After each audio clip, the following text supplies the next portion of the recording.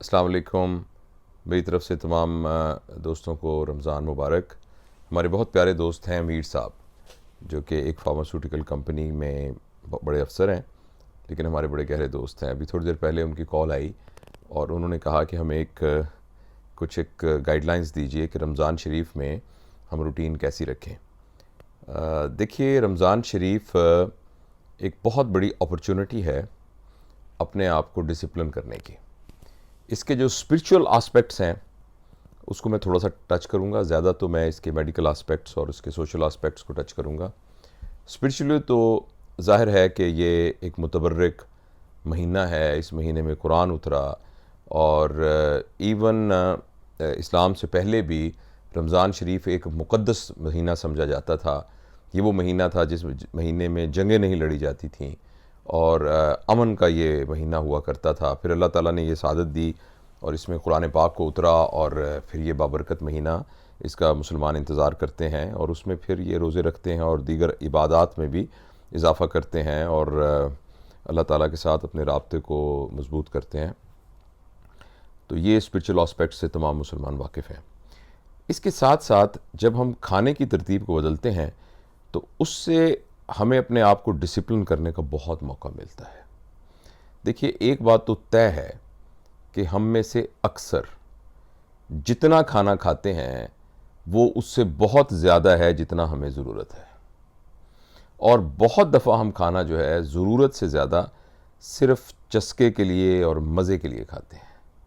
और बाज़ औक़ात खाना खाना एक तरह की एडिक्शन भी हो जाती है, और ये वो ऐसी एडिक्शन है कि जिसका हमें एहसास भी नहीं होता कि ये एडिक्शन है। कोई शख्स सिगरेट पीता है या किसी और नशे आवर अद्वियात का इस्तेमाल करता है तो उसको एहसास होता है कि ये बुरी बात है, बुरी आदत है और ये इस आदत को हटाना है।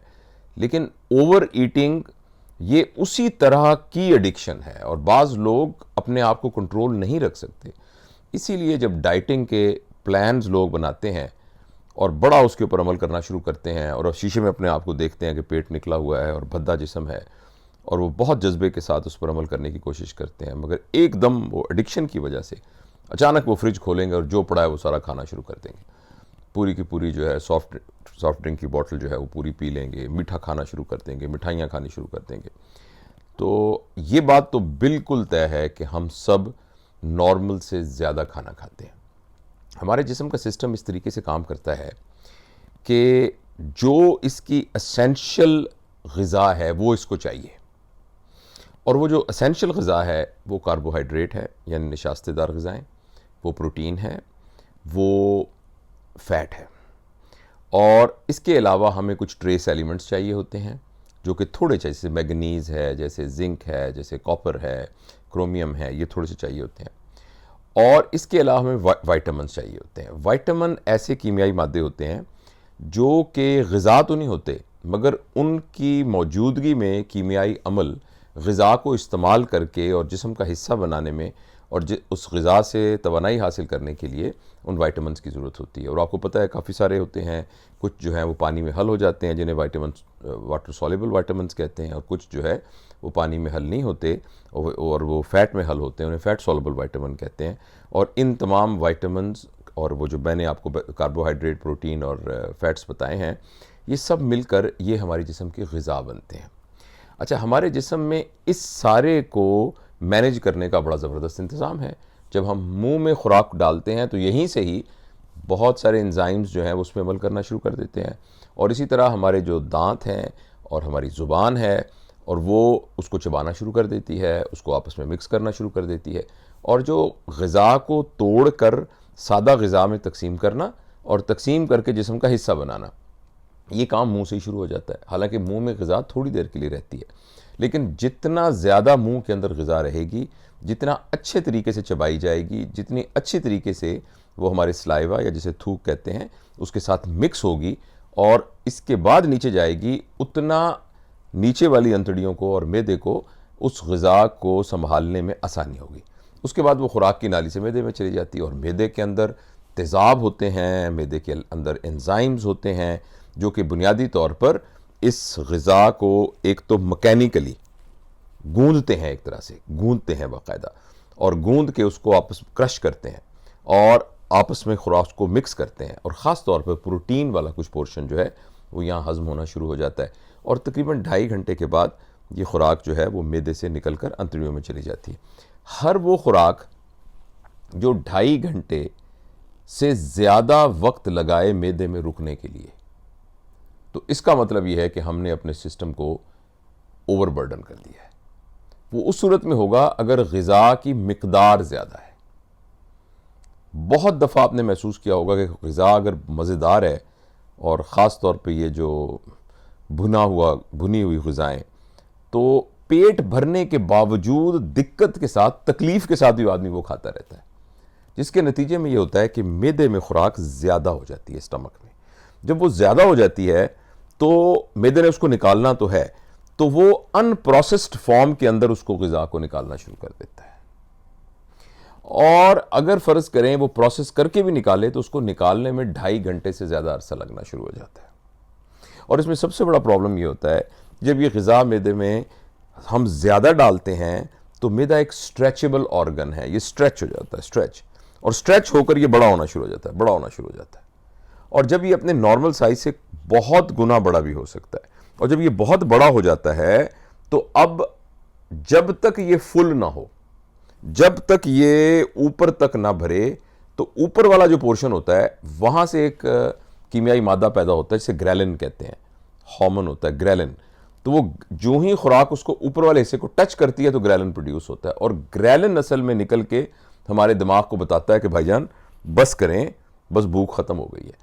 तो जितना स्टमक बड़ा होगा उतना ग्रेलिन को प्रोड्यूस होने में देर लगेगी और आदमी खाता रहेगा, और जब वो खाता रहेगा तो मैदा और बड़ा होता रहेगा, तो हम उसको ज़्यादा खाना शुरू कर देते हैं। अच्छा, एक तो मिकदार की मैंने बात की, दूसरा जो है हमने इसकी जो क्वालिटी है, जिस्म में जब भी कोई खुराक अंदर जाती है तो हमारी बॉडी की अपनी एक इंटेलिजेंस है, बॉडी का अपना एक सिस्टम है जो ये समझता है कि ये खुराक आई है कि नहीं आई है। हो सकता है इसको बहुत ज़्यादा साइंटिफिक तरीके से मैं आपको ना एक्सप्लेन कर सकूं, लेकिन आप समझ लीजिए इस बात को कि बॉडी को पता है कि मेरे इस्तेमाल की क्या चीज़ है, वो चाहे हार्मोनल लेवल पर हो, चाहे न्यूरोनल लेवल के ऊपर हो, चाहे वो किसी और मैकेनिकल परसेप्शन के लेवल के ऊपर हो। अगर तो वो खुराक है तो बॉडी उसको वेलकम करेगी और उसको एंजाइमेटिक प्रोसेस में डालकर उसको हजम करेगी। अगर वो खुराक नहीं है तो बॉडी के पास 2 चॉइसेस हैं। एक चॉइस तो ये है, और जब आप कहें कि खुराक नहीं है से क्या मुराद, खुराक नहीं है से मुराद वो चीज़ें जो सिंथेटिकली बनाई जाती हैं, जो कि आर्टिफिशियल तरीके से बनी होती हैं, उनमें बहुत सारी फैक्ट्री से बनी हुई चीज़ें हैं।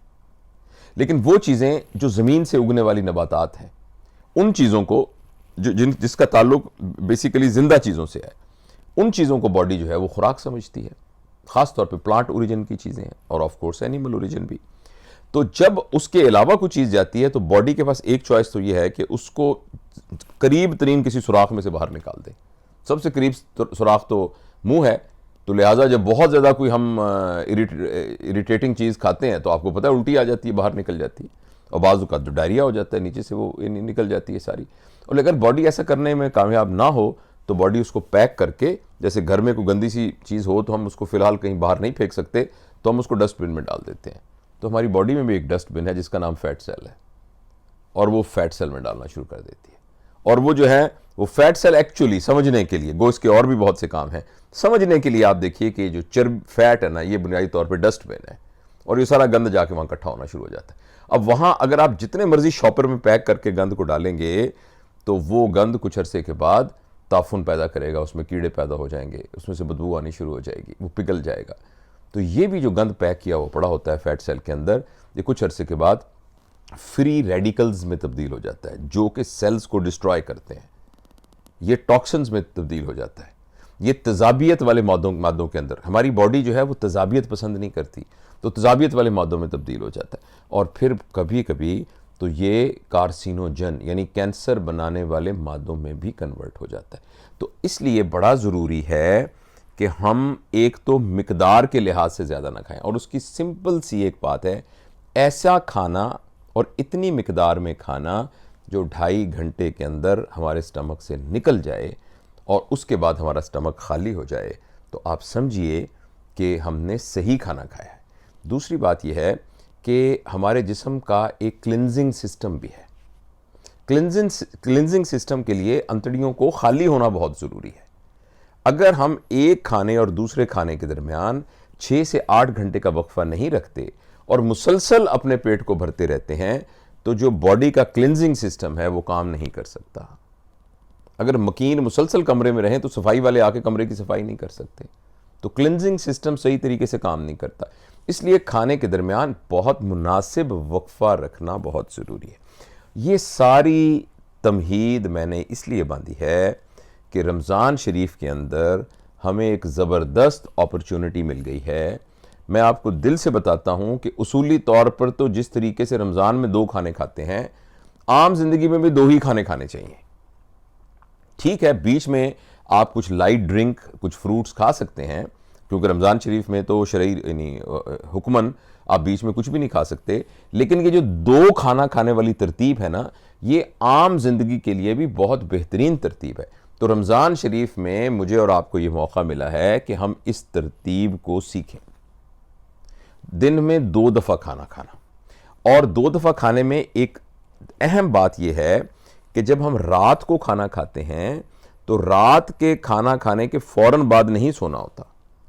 कम से कम 4 घंटे का वक्फा होना चाहिए हमारे डिनर और स्लीप टाइम के अंदर, राइट? क्योंकि अगर हम पेट भरे के साथ सोएंगे तो ये भी हमारी हेल्थ के लिए बिल्कुल दुरुस्त नहीं है।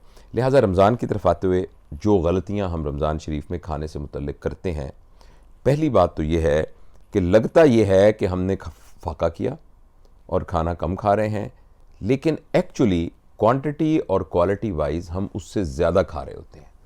इसलिए बहुत सारे लोगों का ये ख्याल था कि रमज़ान शरीफ में वो अपने वेट को कंट्रोल करेंगे, लेकिन जब ईद वाले दिन वो कपड़े सिलवाते हैं तो उनको पता लगता है कि पिछली दफ़ा से इस दफ़ा बेल्ट का साइज़ जो है वो थोड़ा बढ़ गया है और उनका वज़न ज़्यादा हो गया है।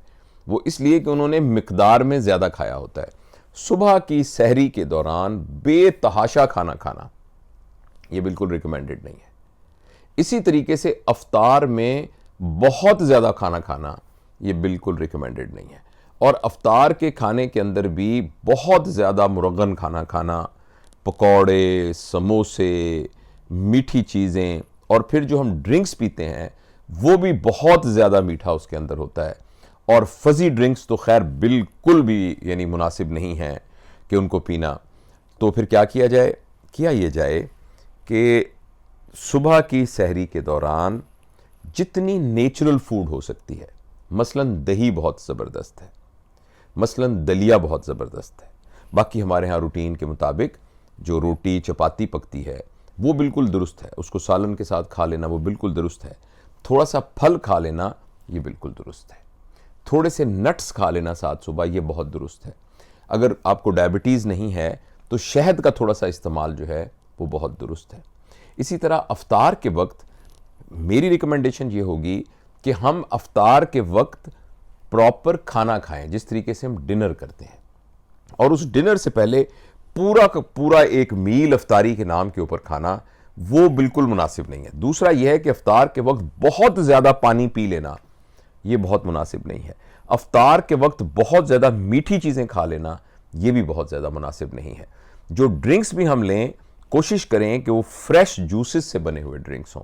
जैसे ये जो लेमन जो है, लेमन जिसको हम शिकंजबीन कहते हैं, वो बहुत ही ज़बरदस्त ड्रिंक है, और कोशिश कीजिए कि उसके अंदर वाइट शुगर हम बिल्कुल ना डालें। और फजी ड्रिंक्स जो हैं वो भी बिल्कुल मुनासिब नहीं है। इसी तरीके से जो फलों का क्रश है जिसको हम स्मूथीज़ कहते हैं, जिसमें सिर्फ जूस नहीं बल्कि तमाम फलों को क्रश करके रखा जाता है, ये बहुत ज़्यादा हेल्दी ड्रिंक है।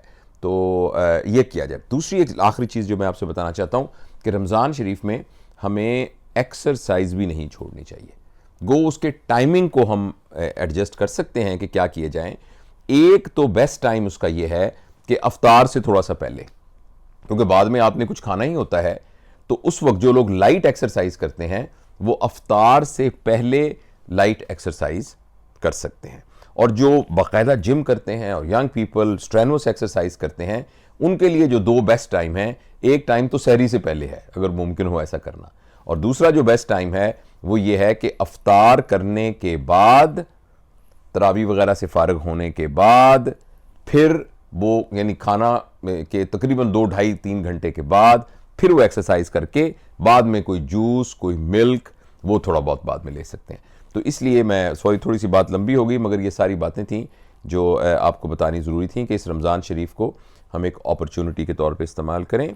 इस अपॉर्चुनिटी नंबर 1, हमें अपनी रूहानी क्लिनजिंग ज़रूर करनी चाहिए, क्योंकि हमें पता है कि यहाँ के ये कहा गया है कि आप रमज़ान शरीफ में एहतियात करें, फोहश बात ना करें, गैर ज़रूरी बात ना करें, किसी का दिल ना दुखाएं, झूठ ना बोलें, और जो भी अपने मामलात हैं उनके अंदर जो है एक रास्त गोई का मुजाहरा करें। तो वो तो ज़ाहिर एक रूहानी तरबियत है, वो इंसान हासिल ही करता है, और इबादात का एक पूरा निज़ाम है जो कि जिसको बाकायदगी के साथ अमल करना चाहिए। लेकिन उसके साथ साथ हमें अपनी सेहत, ख़ास तौर पर हमारी खुराक और हमारा एक्सरसाइज का पैटर्न, इसको बिल्ड अप करने का एक सुनहरी मौका हमारे हाथ में आ गया है। और की पॉइंट ये है कि ना सहरी में ओवर ईट कीजिए और ना अफ्तारी में, और ख़ास तौर पर आपने देखा होगा अफ्तारी के बाद एकदम जिस्म निढाल होकर लोग लेटे होते हैं, और अब तरावी पढ़ने जाने के लिए भी एक तरह का ऐसे बड़ा एक बोझ महसूस हो रहा होता है, इसलिए कि हम एकदम अपने स्टमक को फिल कर लेते हैं। तो आप यही समझिए, अफ्तार के वक्त आप यही समझिए कि आपने ये डिनर कर रहे हैं आप, और बिल्कुल थोड़ा सा खजूर से, जैसे मसनून है आप खजूर से वो रोज़ा अफ्तार कीजिए, उसके साथ यानी आप जिस नॉर्मल खाना खाइए, जिस तरह आप डेजर्ट नॉर्मल खाते हैं उसी तरीके से फलों को खाइए। उसको 2 मील में कन्वर्ट ना करें कि मगरिब की नमाज से पहले एकदम बहुत पेट को पहले भर लिया, पकौड़े, समोसे, ये वो ब्ला ब्ला ब्ला, उसके बाद फिर नमाज पढ़ ली, फिर थोड़ी देर उठ के फिर आपने रोटी, चावल, सालन, चिकन, ये सारा कुछ खा लिया। तो ऐसा करने से तो आपके पूरे जिस्म का निज़ाम जो है वो बहुत ज़्यादा डिस्टर्ब हो जाएगा। और एक्सरसाइज बिल्कुल ना छोड़िएगा प्लीज़। और अल्लाह ताला हम सबको एक ये कोरोना के सिलसिले से में भी ज़ाहिर है कुछ बहुत सारा पैटर्न डिस्टर्ब हुआ है, तो अल्लाह ताला हमें इस वबा से भी हमारी जान छुड़ाए, और हमें जिस्मानी तौर पे भी मजबूत बनाए, ज़हनी तौर पे भी मजबूत बनाए, और हमें हमारी इमोशंस को भी जज्बाती तौर पे भी हमें मजबूत बनाए, और रूहानी तौर पे भी हमें मजबूत बनाए। शुक्रिया।